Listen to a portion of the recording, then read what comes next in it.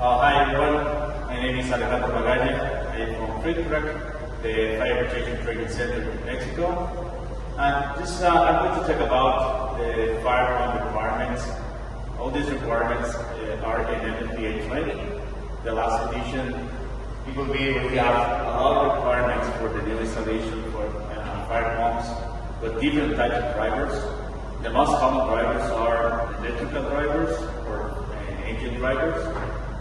We are now at FITRAC. We have a new building.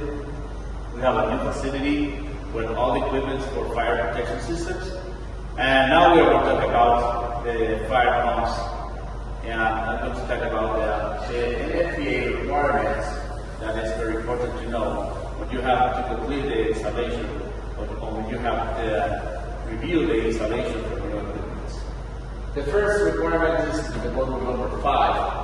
The module number 5 is the requirement of the installation requirements. One important thing to know and talk about is the pump integrity or the pump distance between the main building. NFPA says at the minimum you have 50 feet for the main building from the fire pump constructions. This is very important to know because in the case of fire, you can take the fire pump isolate for the risk on this fire. In the table 4.14.1.1.2, it says it requires a minimum of 2 hours for fire rated or a 50 feet left from the main building. This is very important to know because in the case of fire, the fire has to be only in the main building and they have not to affect the fire pump.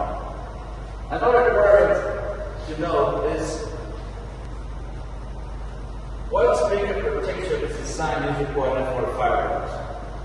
Remember, in the fire room we have a lot of hazards. What type of hazard? We have electricity, we have fuels, we have material combustible material fuels inside the fire pumps. All the fire pump has to be protected with the fire sprinklers according to NFPA 13. And these requirements, it depends on if the fire diesel or the fire engine driver is inside the fire pump or the diesel tank is outside the fire pump. When you check the NFPA 13, you have to very sure that you meet the requirements for the installation of fire sprinklers. In the case if you need fire sprinklers, if the diesel tank is inside the room or the diesel tank is outside the room.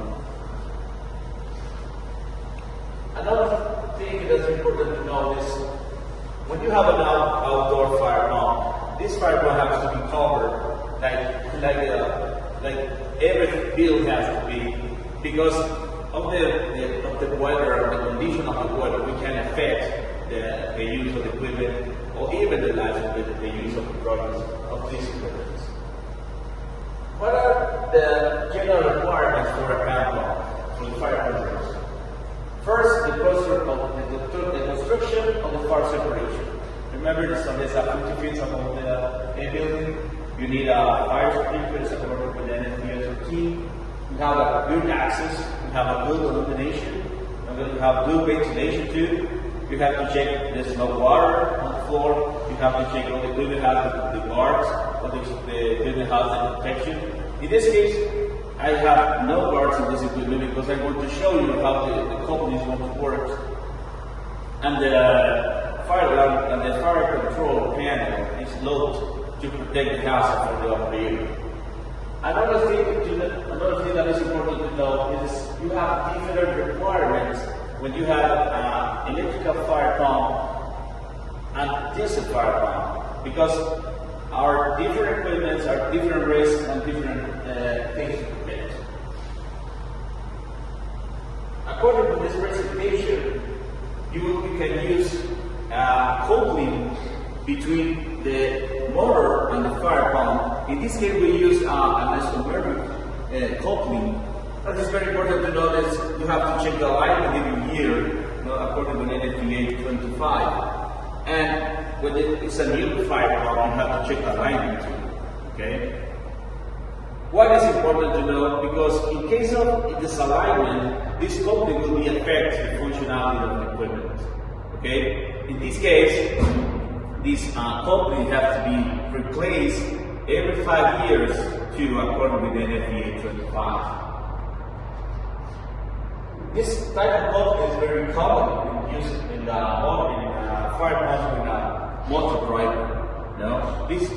When you use a fire pump with a diesel driver, you used to use a dry shaft instead of this coupling. You know? This is very important to know because we are different things and different requirements for alignment checks.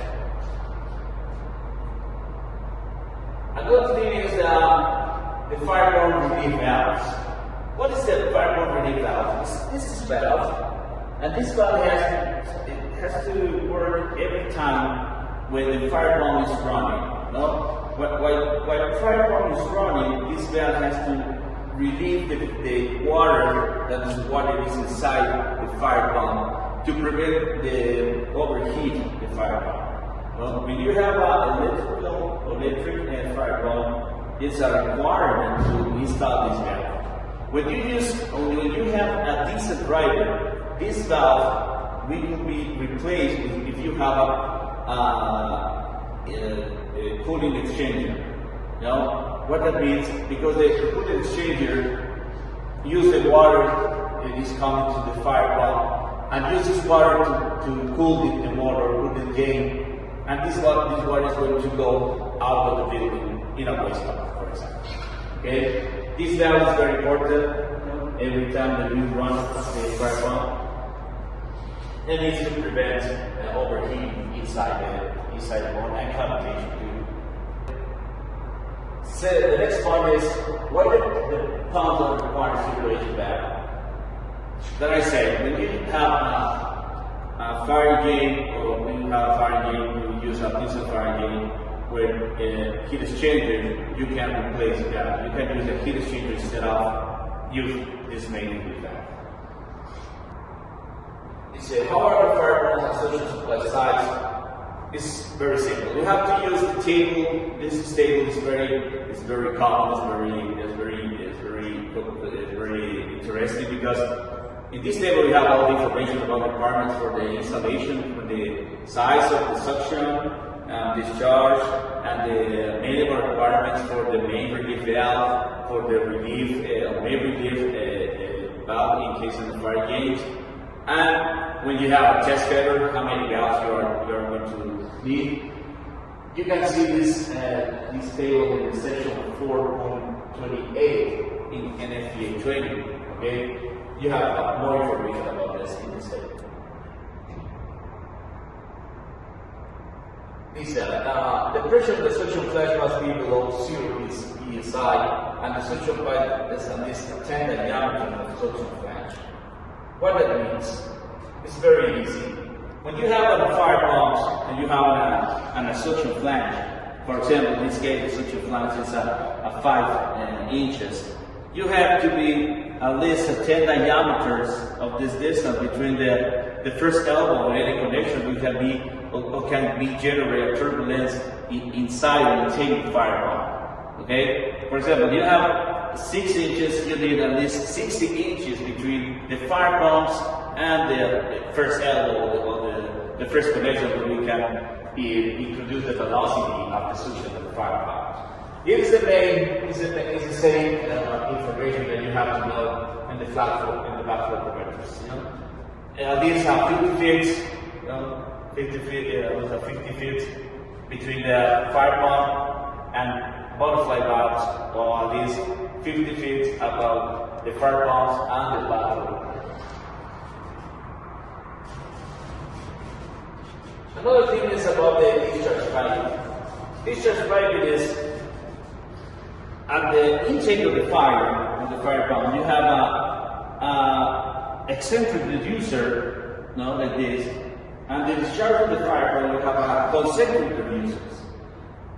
What is important to know? Because the air in the pipe will be in the top of the connection, at the top of the pipe, and the air will be released by this valve.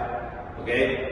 if you use a concentric diffuser, you can increase the discharge piping, and if you discharge piping in this way, you have no problems between the cavitation or air inside the fire. They say, what unbalance and turbulence flow, what they conserve? That's what I explained already. You have to be at least 10 diameters, 10 diameters of this distance between the flange, or the suction flange, and the first elbow, like this.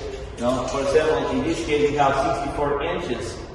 Just meet the requirements for NFPA 20, and we prevent the turbulence in the suction of the fire. Another thing that is important to know is about the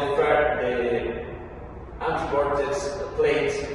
This is NFPA 22. There's minimum requirements for the size and the minimum space between the floor and the water, and the water in the plate, at least 6 inches. But you can use a formula to know that at the minimum 2.5 inches, 2.5 diameters, 2.5 diameter, 2 diameters between the plate boards, and the half diameter or at least 6 diameters, 6 inches to the floor, to the vortex plate.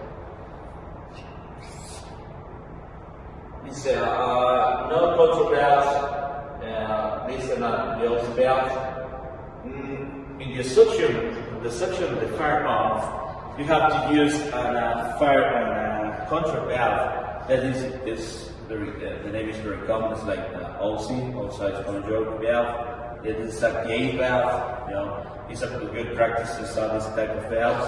If you want to use a butterfly valve, you will use. If you have a minimum 50 feet between the valve and the intake of the fire pump. And this valve will be electronic supervisor. It will be a load valve. It will be seal valve. You can choose every one you want. There's going to be affect how often you have to inspect the valve. For example, if you have a seal valve, you have to inspect at least a week. If you have a plug valve, you have to inspect on a monthly basis. And in this case, you have an electronic supervisor, you have to spec on this quarterly. Okay, that's the main difference. What is going to happen if someone wants to close this valve is going to be at the fire alarm control panel, and this fire alarm control panel is going to receive a signal. When someone's operating, you can hear right now. I'm operating the valve, and you can check the valve is we want to close.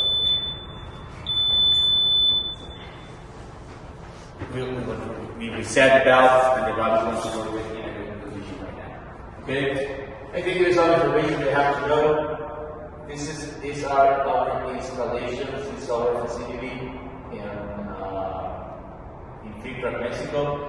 Thank you for watching, and I'm sure it's going to be a spectacle. Thank you very much.